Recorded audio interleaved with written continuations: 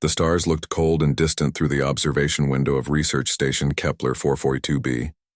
Dr. Sarah Chen stood there, her coffee growing cold in her hand. She had been on this frontier world for 2 years now, studying the strange blue plants that grew in the valleys below.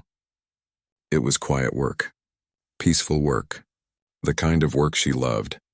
Sarah was not alone on the station. 3 other humans lived here with her. There was Dr. James Park, who studied the soil. Maria Santos worked on the weather patterns. And young Tom Williams helped them all with the computers. They were a small team, but they were family now. Earth had joined the Galactic Council only 30 years ago. Most alien races still saw humans as the new kids, the newcomers who did not know how things worked in space. Some aliens were kind. Others looked down on humanity. The Vorquans were among those who thought humans were weak. High Merchant Zixthar was a Vorquan. He was rich and powerful with a fleet of 200 ships. He wanted the planet that Sarah and her team lived on, not for the plants or the beauty.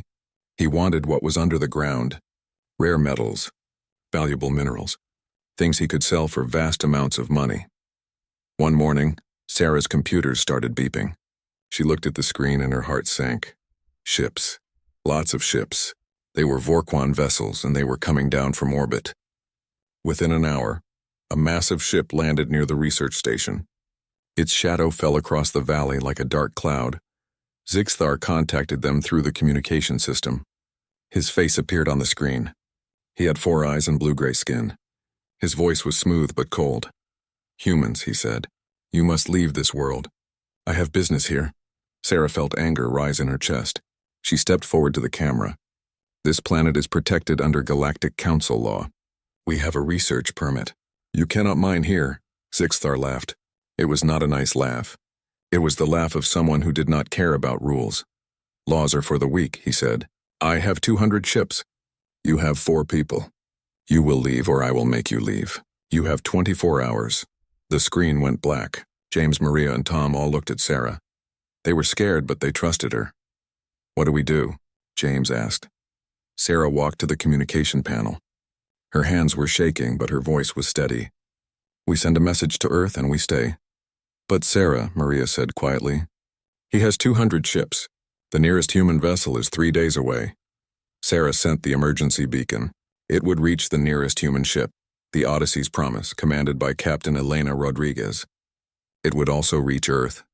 It would reach the Galactic Council. Everyone would know what was happening here. "We are scientists," Sarah said. "We are not soldiers. But we are human, and we do not run from bullies." She opened a channel back to Zixthar's ship. When his face appeared again, she looked right into his 4 eyes. "We will not leave," Sarah said. Her voice was calm and clear. "This is our station. This is a protected world. You have been warned." She paused, and then she said the words that would change everything. "Harm us, and you answer to humanity." Zixthar laughed again, but this time there was something in his laugh. A tiny hint of uncertainty. He had heard stories about humans, about how they protected their own, but he did not believe them. He thought humans were like all the other young races, scared, easy to push around. He would learn. They all would learn. The 24 hours began to count down. On the research station, Sarah and her team prepared for the worst. They moved to the strongest part of the building. They saved all their research data. They made sure the emergency beacon was still transmitting. Far away in space, Captain Rodriguez received the message. She read it twice. Then she hit the alarm button on her ship. Every crew member rushed to their stations. The Odyssey's Promise turned hard and burned its engines at maximum power. They were 3 days away. They would try to make it in 2. On Earth, in the great halls of the Human Defense Fleet, Admiral Chen read the same message. His face went pale. He knew the name Sarah Chen. She was his daughter. He pressed a button. Red lights started flashing all over the building. Within minutes, every high-ranking officer was in the command room. They all looked at the Admiral. They all knew what the red alert meant. A human was in danger. "Get me every ship within 20 light years," the Admiral said. His voice was like ice. "Get me Ambassador Webb at the Galactic Council. And someone tell me everything about this Vorquan merchant." At the Galactic Council station, Ambassador Marcus Webb was in a meeting when his assistant ran in. The assistant never ran. Webb knew something was very wrong. He read the message. His jaw tightened. He excused himself from the meeting and walked straight to the council chamber. He did not ask for permission to speak. He just walked to the center of the great round room where all the alien ambassadors sat. "A human research station is under threat," he announced. His voice echoed in the chamber. "4 scientists are being forced to leave a protected world by a Vorquan fleet. I am informing this council now. If any harm comes to those humans, there will be consequences." Some aliens looked concerned. Others looked amused. The Vorquan ambassador stood up. "This is a business matter," he said smoothly.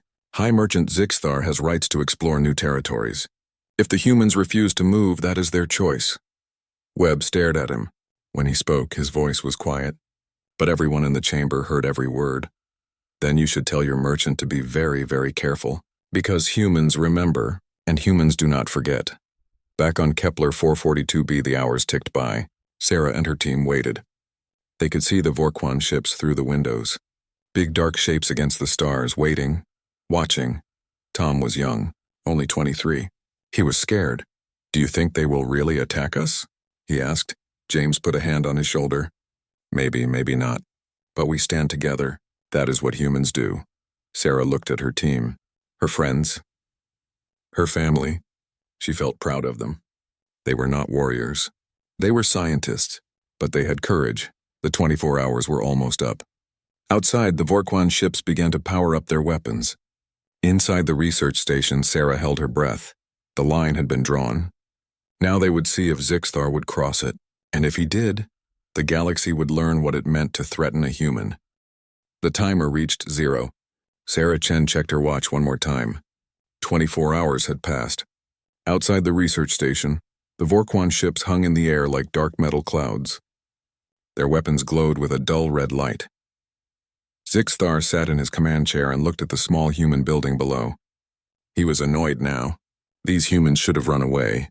They should have been scared. But they stayed. It made him look weak in front of his crew. "Fire a warning shot," he ordered. "Hit their communication tower. Show them we are serious." His weapons officer nodded. The officer aimed at the tall antenna on top of the research station. It was an easy target. Just a warning, just enough to scare the humans into leaving. The weapon fired. A bright blue beam shot down from the Vorquan ship. But the weapons officer had made a mistake. He used too much power. The beam hit the antenna and kept going. It burned through the metal. It burned through the roof. It hit the habitat dome where the humans lived. Inside the station, Sarah heard the explosion before she saw it. The whole building shook. Alarms started screaming. Red lights flashed everywhere. Then she heard the worst sound in the world. The sound of air escaping. The sound of a breach in the main lab. Maria was shouting into her radio. Sarah ran toward the lab.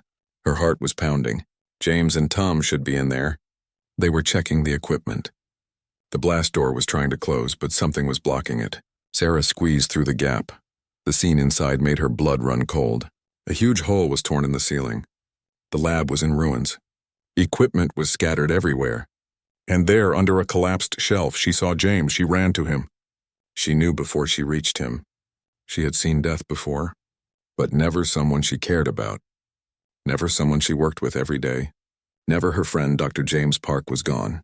The blast had killed him instantly. Tom was there too, but he was alive, barely. He was unconscious. Blood was on his face. Maria appeared behind Sarah. Together, they dragged Tom away from the breach.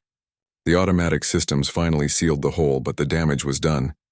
Sarah felt something heavy fall on her. Part of the ceiling. Pain shot through her leg. She heard a crack. She knew her leg was broken, but she did not care about the pain. She only cared about James, about Tom, about what had just happened. Maria pulled her free and helped her to the medical room. They laid Tom on the medical bed. He had broken ribs, a head injury. He needed a real hospital. They were all hurt now, and James was dead. Sarah remembered the emergency beacon. It was still transmitting. She had set it to send everything, every sound, every word. That meant Earth had heard it. The Galactic Council had heard it. Everyone knew what Zixthar had just done. On his ship, Zixthar was staring at his screens. His 4 eyes were wide. He had not meant to breach the habitat. He had not meant to kill anyone. This was supposed to be simple. Scare the humans. Take the planet. Make money. Now a human was dead. Now everything was different. His communications officer spoke quietly. The officer looked scared. Sir, the humans had an emergency beacon running. It transmitted everything. Earth knows. The Council knows. Zixthar felt his stomach drop, but he was too proud to admit his mistake. Too proud to back down now. It was an accident, he said. The humans refused to leave. They forced us to take action. This is their fault. He sent a message to the Galactic Council. In the message, he said the humans had been warned. He said they should have left. He said it was unfortunate, but these things happen. Then he gave another order. An order that would seal his fate. Prepare to destroy the research station completely. We cannot leave witnesses. His crew looked at each other. Some of them looked worried now. One does not kill humans and expect no response. But Zixthar was the boss. They did what he said. Across human space, the message was spreading like fire. Every human ship received it. Every military base, every government office, every news station, human killed. Research Station Kepler 442b, coordinates attached. Send help. On Earth, Admiral Chen stood in the command center. Around him, officers were working fast. Ships were being redirected. Weapons were being loaded. Battle plans were being made. But the Admiral was very quiet. He was reading the full report, reading about how his daughter was hurt, how her colleague was dead, how a Vorquan merchant thought he could attack humans and get away with it. One of his officers approached carefully. Sir, we have 15 ships within strike range. They can be there in 6 hours. 400 more can arrive within 3 days. The Admiral looked up. His face showed no emotion, but his eyes were cold as ice. Send all of them, he said.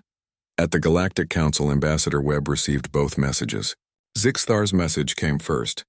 It talked about accidents and unfortunate events.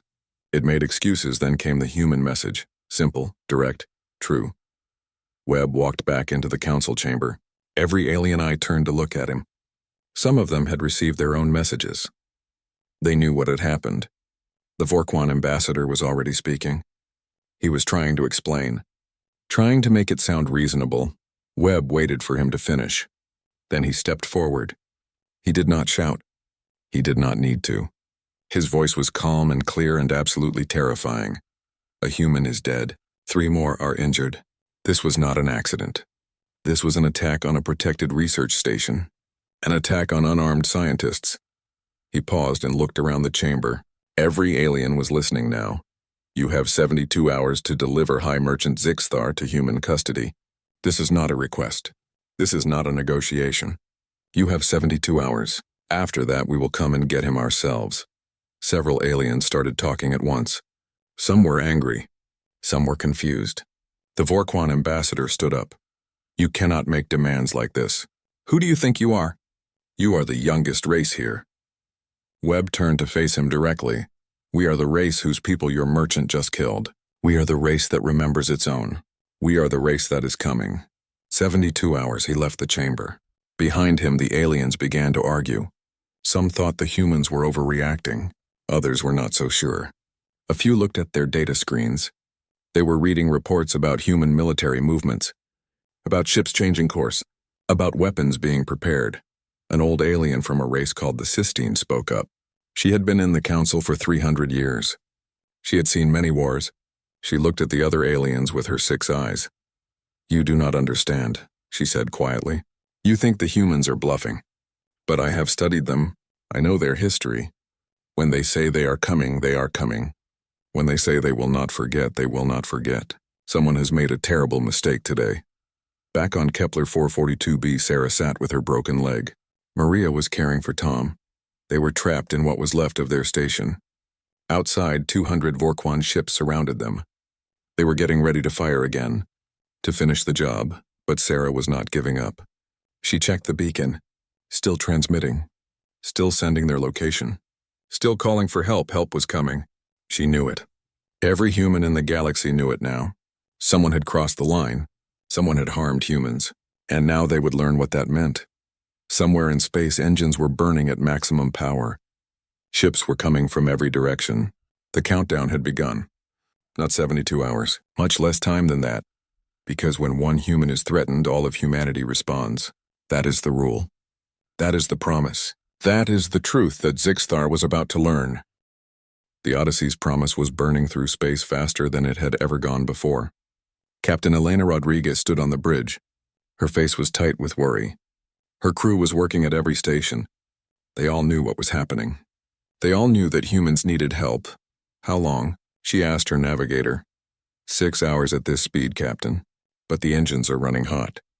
We might damage them. I do not care about the engines, Rodriguez said. Push them harder. 3 more destroyers were with her. Small ships, but fast and armed. They had all changed course the moment the distress call came in. Now they were racing toward Kepler 442b. 4 ships against 200. It did not matter. They were going anyway. Back on Earth, Admiral Chen was watching a large screen on the wall. It showed a map of all the human ships in space. Red dots were moving. Lots of red dots. All heading to the same place. An officer made a report. Sir, we now have 415 ships responding. Everything from destroyers to the Terra's Fury. The Terra's Fury was the biggest ship in the human fleet. A dreadnought. A ship designed for one thing. War. Admiral Chen was going to command it himself. Tell every ship the rules of engagement, the Admiral said. We are not there to start a war. We are there to extract our people and arrest Zixthar. But if anyone fires on us, we respond with everything we have. The officer nodded and sent the message. Across human space, ship captains read their orders. They understood. This was not about revenge. This was about justice. But if someone wanted a fight, humanity would give them one they would never forget. At the Galactic Council, things were getting heated. The Vorquan ambassador was demanding protection for Zixthar. Other aliens were arguing about laws and procedures. Some thought the humans should calm down. Others were starting to worry. Ambassador Webb received an update on his personal device. He read it and almost smiled. Almost. 400 ships were on their way. The humans were not bluffing. He stood up and waited for the arguing to stop. When the chamber was quiet, he spoke. I want to be very clear about something. Humanity joined this council in good faith. We followed your laws. We respected your territories. We tried to be good neighbors. He looked around the chamber. Every eye was on him. But today someone killed a human. Not in battle. Not in war. A merchant with too much pride and too little sense attacked unarmed scientists. He killed Dr. James Park. He injured 3 others. And now he wants to hide behind council protection. The Vorquan ambassador tried to interrupt, but Webb raised his hand. Let me tell you what is going to happen. Right now, over 400 human ships are heading to Kepler 442b. They will arrive in less than 3 days. They will rescue our people. They will arrest Zixthar, and if anyone tries to stop them, there will be consequences. An alien from the Krill Federation stood up. The Krill were warriors. They respected strength. Ambassador Webb, surely you do not mean to threaten the entire council. I am not threatening anyone, Webb replied. I am stating facts. A human was killed. Humanity responds. That is who we are. That is what we do. On Kepler 442b, Sarah was monitoring the Vorquan ships through what was left of her sensors. The ships were moving into attack formation. They were going to fire again. Soon. She looked at Maria. Maria was sitting with Tom, who was still unconscious. They were trapped, surrounded, and help was hours away. Sarah, Maria said quietly, even if help comes, there are 200 Vorquan ships out there. And we only have a few human ships nearby, Sarah nodded. She knew the numbers. But she also knew something else. She knew that those few human ships would come anyway, because that is what humans did. They did not leave their own behind. The Odyssey's promise will come, Sarah said. Captain Rodriguez will come. And she will not come alone. Maria looked at her friend. Sarah's leg was broken. She was in pain. They had lost James. Tom might die. But Sarah still had hope. Still had faith in humanity. How can you be so sure? Maria asked. Sarah smiled. It hurt to smile, but she did it anyway. Because we are human. And humans protect their own. Always. 5 hours later, the Odyssey's promise dropped out of faster-than-light travel. Captain Rodriguez saw the Vortian fleet immediately. 200 ships, all armed, all dangerous. Her 3 destroyers appeared beside her. 4 ships total. Against 200, Captain. Her weapons officer said. Those are not good odds. I do not care about the odds, Rodriguez said. Open a channel to Zixthar. All frequencies, the channel opened. Rodriguez spoke clearly. Her voice was broadcast to every Vorquan ship. to the research station, to Earth, to the Galactic Council. Everyone heard her words. This is Captain Elena Rodriguez of the Human Defense Force ship Odyssey's Promise. Zixthar, you have attacked human civilians. You have killed one of our people. You have injured 3 more. Release the survivors immediately and surrender yourself for arrest. On his flagship, Zixthar laughed. He was feeling confident again. He had 200 ships. These humans had 4. Just 4. Go away, little human, he sent back. You are outnumbered. You are outgunned. Leave now or I will add 4 more human ships to the wreckage. Rodriguez did not flinch. She had expected this. She looked at her crew. They all nodded. They were ready. Then we will have to do this the hard way, Rodriguez said. All ships, battle stations. We are going in. The 4 human ships moved forward. Their weapons powered up. Their shields went to maximum. They were heading straight for the Vorquan fleet. 4 ships against 200. It looked like suicide, but Captain Rodriguez knew something that Zixthar did not know. She knew that 400 more human ships were only hours behind her. She knew that the entire human fleet was coming. She just needed to buy time. She needed to protect Sarah and the others until the cavalry arrived. The Vorkan ships opened fire first. Beams of energy shot through space. The human ships dodged and weaved. They fired back. Their weapons were smaller, but they were accurate. Very accurate. What the Vorquans did not expect was how the humans fought. Human ships did not fight like other races. They did not follow the usual patterns. They moved fast. They attacked weak points. They worked together like a single organism. One human destroyer targeted a Vorquan ship's engines. Another targeted its weapons. A third targeted its life support. The 4th protected its brothers. The Vorquan ship was disabled in seconds, not destroyed. Disabled. The humans were being precise. Down on the research station, Sarah heard the sounds of battle through her damaged sensors. She smiled through her pain. They came. The humans came. Just like she knew they would. On his flagship, Zixthar was no longer laughing. He was watching 4 small human ships fight his entire fleet, and they were winning. Not destroying his ships, but disabling them, taking them apart piece by piece. Then his sensors officer shouted something. Something that made Zixthar's blood run cold. Sir, more ships dropping out of faster than light. Lots of them. They are all human ships. Space around Kepler 442b began to fill with ships. Human ships. First dozens, then hundreds. Destroyers, cruisers, carriers. And at the center of them all, the biggest ship Zixthar had ever seen. The Terra's Fury. The human fleet had arrived. 400 ships all bearing down on the Vorquan fleet. And they all had the same message. Admiral Chen's voice came through on all channels. It was cold. It was final. This is Fleet Admiral Chen of the Human Defense Force. All Vorquan vessels will power down their weapons immediately. You will release our people. You will surrender, Zixthar. You have 1 minute to comply. After that, we will take what we came for. Zixthar looked at his screens. 400 human ships surrounded his fleet. The odds had changed. Now it was 200 Vorquan ships against 400 human ships. And he had seen how the humans fought, how they moved, how they worked together. For the first time since this all began, Zixthar felt real fear. He had made a terrible mistake. He had harmed a human, and now humanity had come to collect. The countdown began. 60 seconds. Zixthar stared at his screens. His communications officer was waiting for orders. His weapons officer was waiting. His entire crew was waiting. But Zixthar could not think. His mind was frozen with fear. Around him, his fleet was already breaking apart. Some Vorquan captains were smarter than their boss. They powered down their weapons. They backed away from the human fleet. They wanted no part of this fight. 40 seconds. Admiral Chen watched from the bridge of the Terra's Fury. His face showed no emotion, but inside he was burning with cold anger. His daughter was down there, injured, trapped, and the man who hurt her was right in front of him. 20 seconds. Captain Rodriguez and her small group of destroyers moved closer to the research station.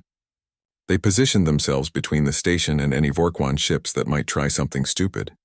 They would protect Sarah and the others no matter what. 10 seconds. Zixthar finally moved. He was not brave. He was not honorable. He was scared. He tried to run. His flagship turned and burned its engines. He was trying to escape to faster-than-light travel. But the humans had expected this. 3 human cruisers were already in position. Their weapons fired. Not to destroy.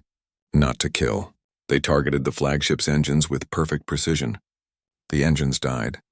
The ship went dark. Zixthar was going nowhere. The rest of the Vorquan fleet saw this. They saw their leader try to run. They saw him fail. One by one, the remaining Vorquan ships powered down their weapons. They raised their shields in surrender mode. They were done fighting. Admiral Chen spoke again. His voice was still cold, but there was satisfaction in it now. All Vorquan vessels are ordered to retreat to minimum safe distance. Any ship that approaches the research station or attempts to interfere with our rescue operation will be disabled. You have 5 minutes to comply. The Vorquan ships moved away. Slowly, carefully.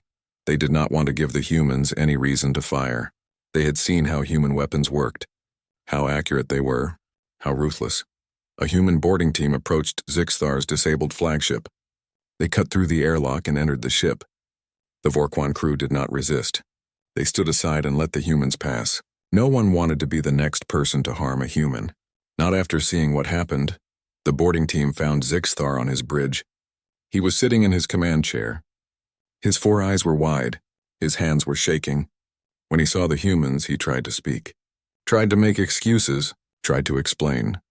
The team leader held up a hand to silence him. Zixthar, you are under arrest for the murder of Dr. James Park and the attempted murder of 3 other human citizens. You will be taken into custody and held for trial. You have the right to remain silent. They put restraints on him. They took all the data from his ship, everything, all the communications, all the sensor logs, all the proof of what he had done. Then they led him away to a human transport ship. While this was happening, another team was landing at the research station. They were medical specialists. They brought equipment, medicine, everything Sarah and the others needed. The airlock opened. Sarah looked up from where she sat. A human medical team rushed in.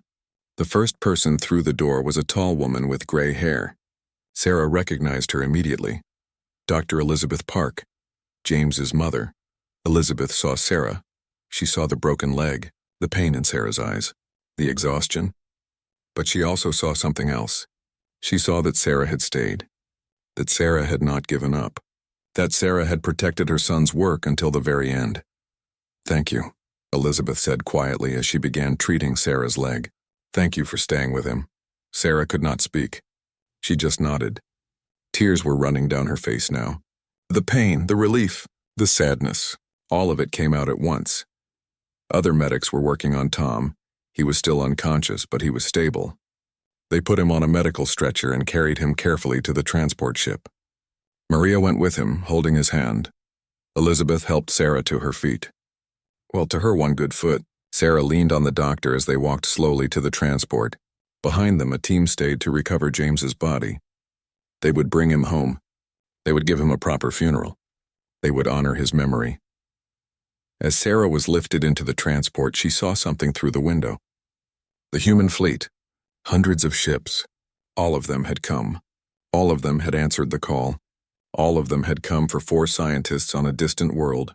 She understood now. Really understood. What it meant to be human. What it meant to be part of humanity. They were not just individuals. They were a family. All of them. Every single human in the galaxy. The transport lifted off. It flew to the Odyssey's promise. Captain Rodriguez was there to meet them. She saluted Sarah as the medical team carried her aboard. Dr. Chen, Rodriguez said, "It is an honor." You held the line. You did not break. You are everything a human should be. Sarah managed a weak smile. I just did what anyone would do. No, Rodriguez said. You did what a human would do. There is a difference. Across the galaxy, the news was spreading. The Galactic Council was watching the live feeds.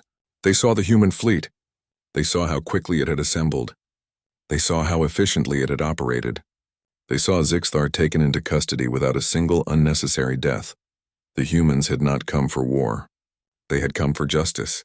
They had shown overwhelming force, but they had used it with precision. They had disabled enemy ships without destroying them. They had arrested one criminal without harming his crew. They had proved their point without spilling unnecessary blood. It was a message, a clear message to every race in the galaxy. Harm a human and humanity will respond, not with blind rage, not with mindless violence, But with focused, unstoppable determination, Ambassador Webb stood in the council chamber once more. The room was very quiet now. No one was laughing.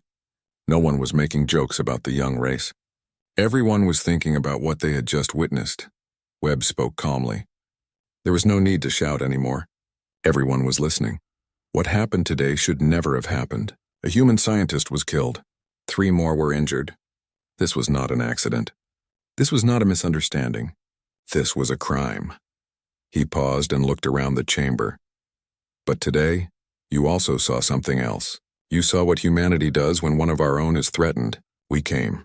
We came with everything we had. We came with 400 ships. We came prepared for war. But we did not start a war. We extracted our people.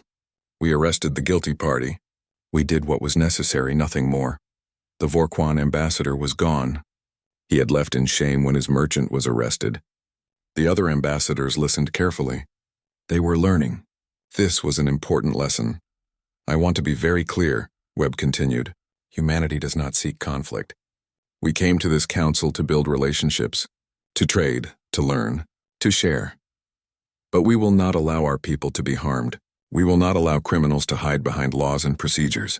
We will protect our own always. He let that sink in. Then he added one more thing. Today you saw 400 human ships respond to protect 4 human lives. 4 scientists on a frontier world. Now imagine what we would do if Earth itself was threatened. Imagine what we would do if a human colony was attacked. Imagine what we would do if any of our allies were harmed. The old Sistine ambassador nodded slowly. She understood. The humans were not making threats. They were stating facts. They were showing who they were, what they were capable of, and most importantly, what they would do to protect their own. On the Terra's Fury, Admiral Chen received a report. Sarah was safe. Tom would recover. Maria was unharmed. Zixthar was in custody. The mission was complete. He sat down in his command chair. For the first time in days, he allowed himself to relax. Just a little. His daughter was safe. That was all that mattered. But he also knew that this was not over. There would be a trial. There would be questions. There would be debates about what humanity had done. Some aliens would say the humans overreacted. Others would say the humans were too aggressive. But Admiral Chen did not care what they said. He had sent a message today. A message that would echo across the galaxy for years to come. A simple message. A true message: harm one human and you answer to all of humanity. That was the rule now. That was the law. Not a written law. Not something in a treaty. But something deeper. Something stronger. A promise that every human made to every other human. We are family. We protect our own. We remember. And we never ever forget. 3 weeks had passed. The Galactic Council chamber was full. Every ambassador was present.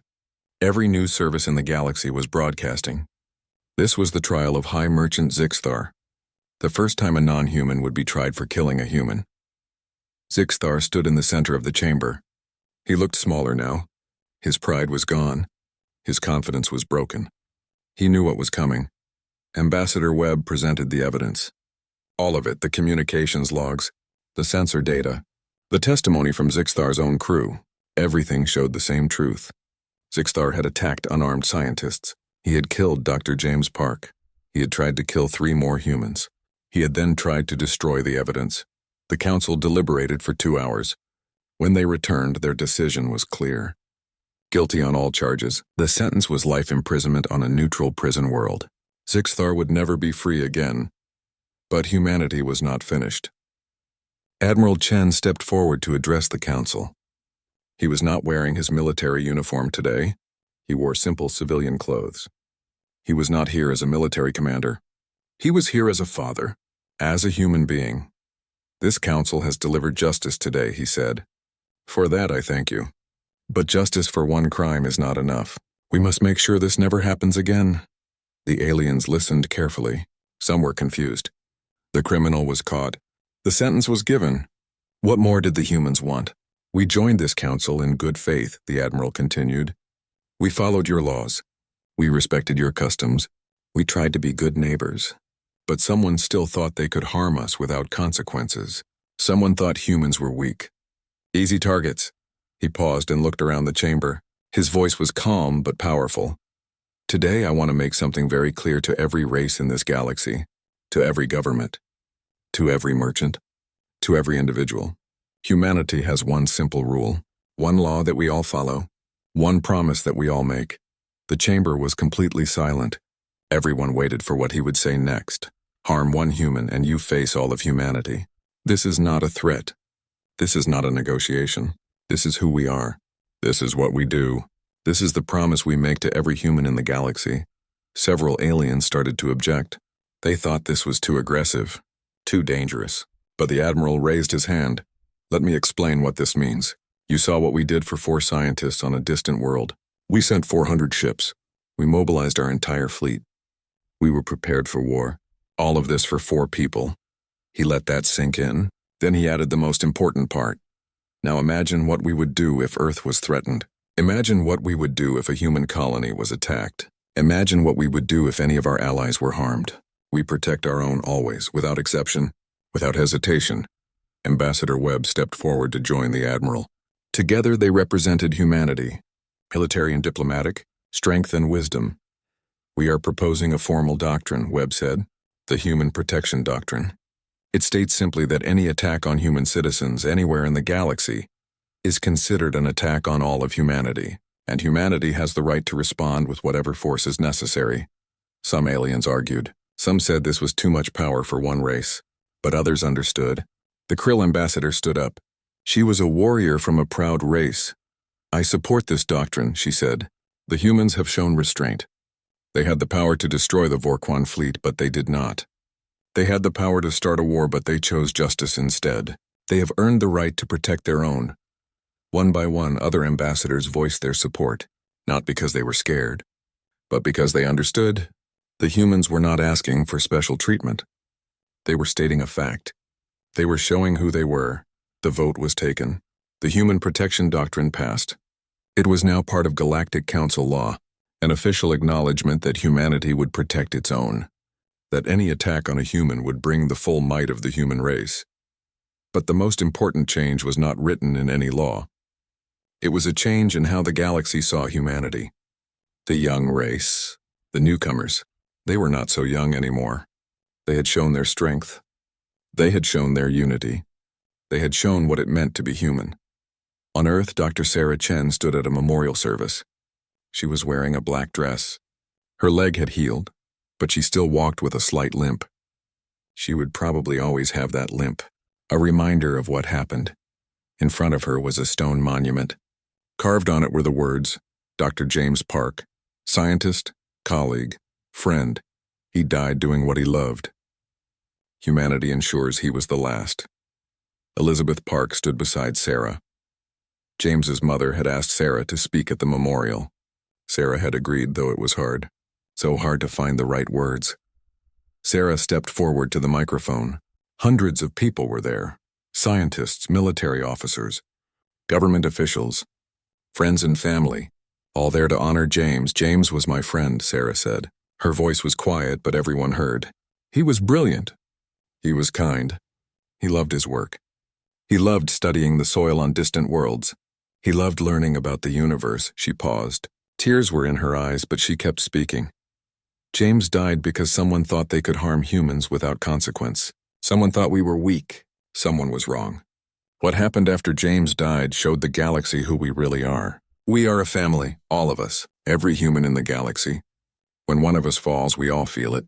When one of us is threatened, we all respond. Tom Williams was there too. He had recovered from his injuries. He walked up to stand beside Sarah.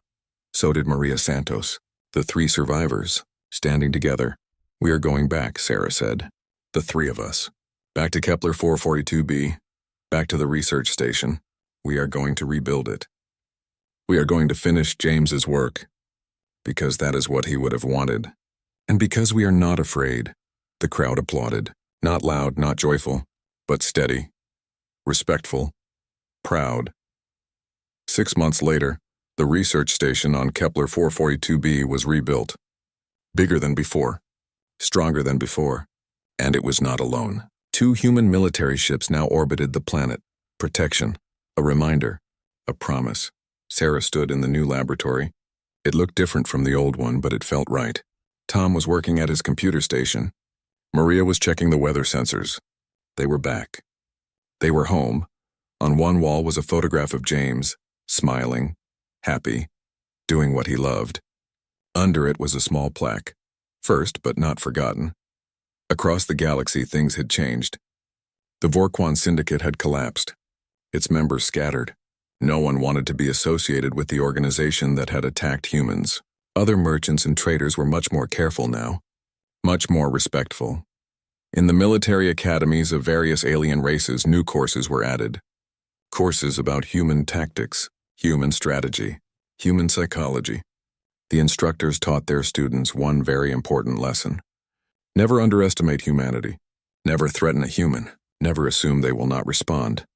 One young alien cadet, a Sistine female with 6 eyes, raised her hand during class. "Commander," she asked, "I do not understand. Why do humans protect each other so strongly? Other races care for their own, but not like this. What makes humans different?" The commander was old. He had been in the military for 50 years. He had studied humans for the last 30. He had been at the council when Admiral Chen spoke. He had seen the human fleet respond to protect 4 scientists. He understood humans better than most aliens. He thought carefully before answering. Because to humans, every individual matters as much as their entire species. They do not see people as numbers.